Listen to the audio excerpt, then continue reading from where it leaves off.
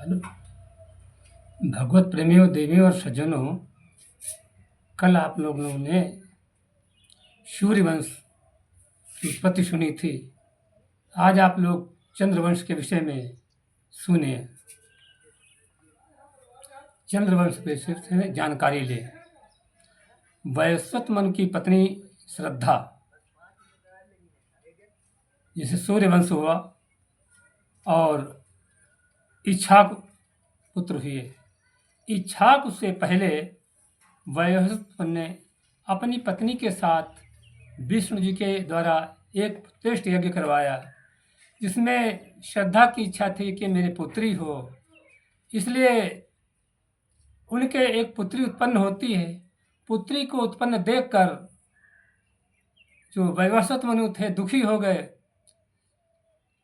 वैवस्वत मनु को दुखी देखकर वशिष्ठ जी ने उस पुत्री से एक पुत्र बना दिया और उसका नाम कर्ण इल हुआ। और इल जो हुए हैं, इक्ष्वाकु से पहले अयोध्या के शासक हुए। महाराज इक्ष्वाकु एक बार वन में शिकार खेलने के लिए अपने घोड़े पर बैठकर अन्य सिपाहियों के साथ गए हुए थे।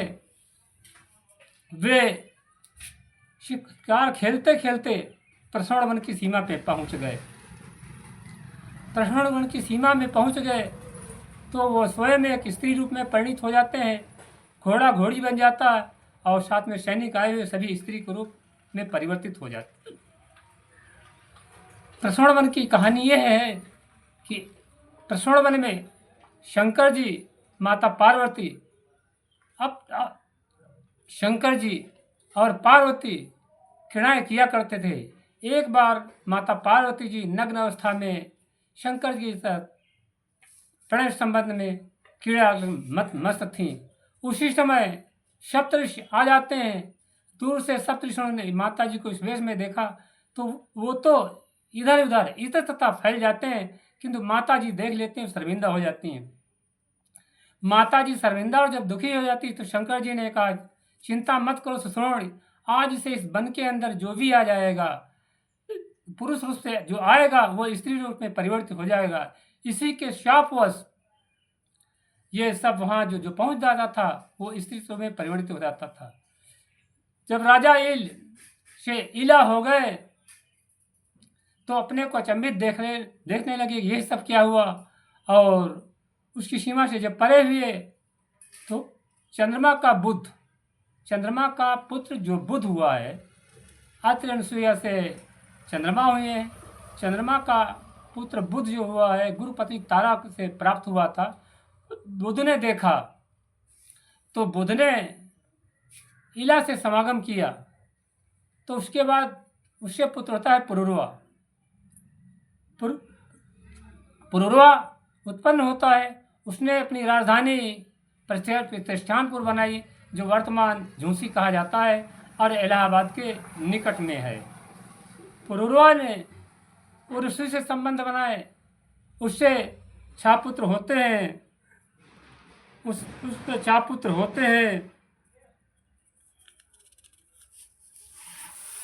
जिनके नाम है आयु, अमावस, मायु, वीर्यान, विश्वाय, शताय, भाय हुए हैं। इनमें आयु ने राहु की पुत्री प्रभा से नहुस ने पितरों की कन्या विरजा से हो किया। उससे यत, अयात, संयात, अष्टक ये पुत्र हुए हैं। अयात ने की पत्नियां शुक्र, अयात की जो पत्नियां हैं शुक्राचार्य की पुत्री देवायनी और बृहस्पति की राष्ट्र की पुत्री शर्मिष्ठा से हुआ।